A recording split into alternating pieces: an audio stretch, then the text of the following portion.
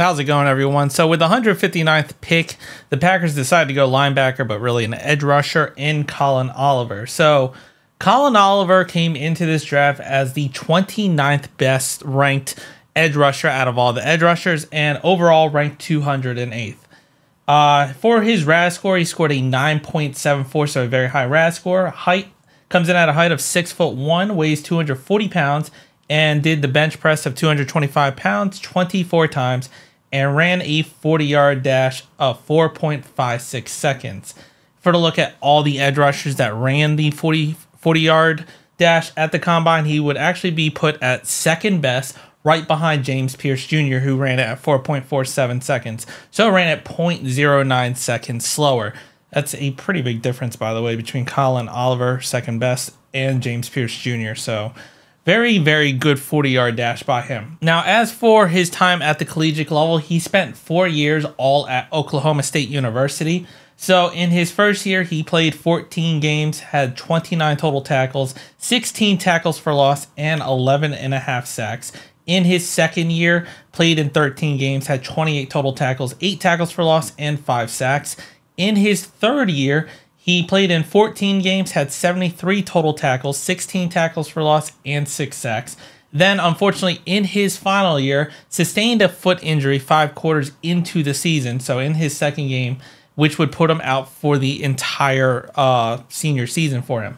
So he only played in 2 games, had 4 total tackles, 2 tackles for loss, and 1 sack. Now, he could have stayed an extra year at Oklahoma State University, try to increase his draft stock, but decided against it, and then accepted the invitation to the Senior Bowl and then declared for the NFL draft. Now, for his PFF grades, so in his final year, unfortunately was cut short, so only played 80 total snaps, but had an 88.6 defensive grade, 67.7 run defensive grade, 62 tackling grade, and 90.8 pass rushing grade with a 63.3 coverage grade. I know I said edge rusher, but we're still going to include the coverage grades in these. And now for his last full final year, or his last season where he played a full season, in 2023, played 915 total snaps, had a 73 defensive grade, 59.4 run defensive grade, 47.2 tackling grade, 81.1 pass rush grade, and a 75.7 coverage grade.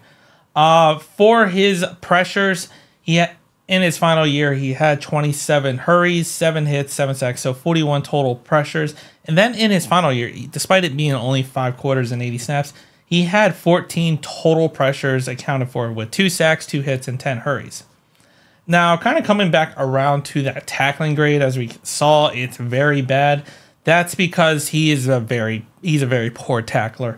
In his final season, he only missed 1 tackle, but still 25% missed tackle percentage.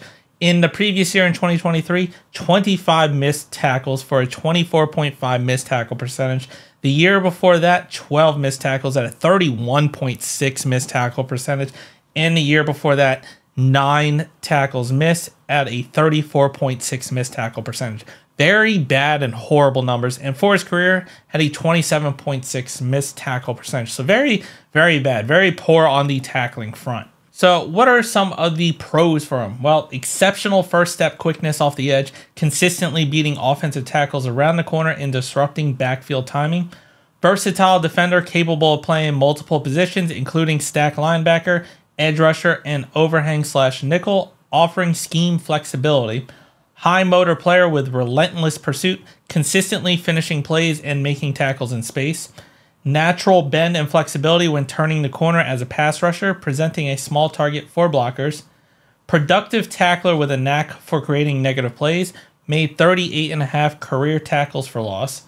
Consistently has improved his coverage skills, implement in-zone drops and man-to-man assignments over his college career. Excellent football IQ and instincts, quickly diagnosing plays and reacting accordingly. And proven big game performer with standout performances in crucial matchups like Bedlam and the Big 12 Championship. Now, as for some of the cons for him, undersized for an edge rusher at the NFL level, potentially limiting his effectiveness against more powerful offensive linemen. Lacks ideal play strength to consistently set the edge against the run, sometimes getting displaced by larger blockers.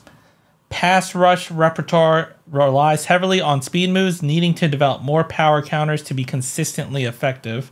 Struggles at times to disengage from blocks once engaged, limiting his ability to redirect and make plays. And tackling technique can be inconsistent, occasionally leading with his shoulder instead of wrapping up securely. And overall, it sounds like he is an edge rusher, mainly a pass rusher. Doesn't really do that great against the run. He is undersized. Considering we're a 4-3, he'd be more of a defensive end. For his fit with the Packers, at this current time, if he even gets playing time, it would be on probably like an obvious third down pass rushing scenario. That's the most I can see it. Or in a rare event, he plays linebacker. Kind of looks like he's going, like if they try to disguise the defense, kind of look like he's going to be rushing the passer, but slightly drop back. And then you would have either Quay Walker or Adrian Cooper blitz and try to confuse the offensive line. I could see that maybe happening if Jeff Hafley wants to kind of go deep into the defensive playbook, and that could add some more disguising and flexibility in that sense. But it is a late round pick, it's a late round pick. It's in the 5th round, so we're not going to get like a superstar. I'm not really sure if this is a steal of any sense, considering his size. He's undersized, so he's not going to play defensive end 3 downs at a time. If he bulks up significantly, maybe, but I don't see that happening. But that's for a lot later down the road in that sense. And really all I see this pick being is finally addressing the defensive line, especially in trying to generate more pass rushing chances and pressures against the quarterback, since that was definitely an area that needed to be improved. So this is just adding one more piece to where they can kind of rotate, try to keep people fresh, in where they could play him a couple of downs a game if they decide to even go that far down deep into the roster to provide some extra rest for the starters. And then at worst, he's a camp body and he ends up on the practice squad, considering he's going to have to try to vie for a roster spot. And depending on where they put him at defensive end or linebacker, well, those spots are going to be at a premium.